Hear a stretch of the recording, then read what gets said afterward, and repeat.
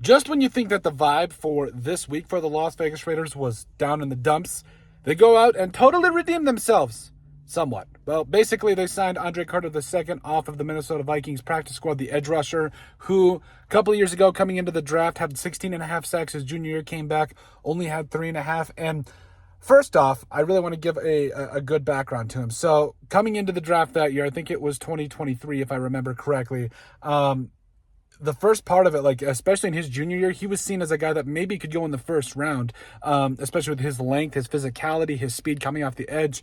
Like we said, 16 and a half sacks that year, and then came back the next year and only had 3.5. And it's kind of one of those things where, you know, you were kind of wondering what he was going to do to his frame, how would he transition to the NFL and everything. And plus, I mean, obviously it was the fact he was coming from Army and everything. So, obviously, there were some questions, and the Vikings definitely got some help in the edge department during the offseason with guys like Andrew Van Ginkel, as well as Jonathan Grenard. But Andre Carter kind of fell to the wayside, and now the Raiders get to dominate. I love Andre Carter II, where he wasn't given the time of day. Like, he played in 12 games in his rookie year, only had a couple of tackles because, again, he mainly played on special teams.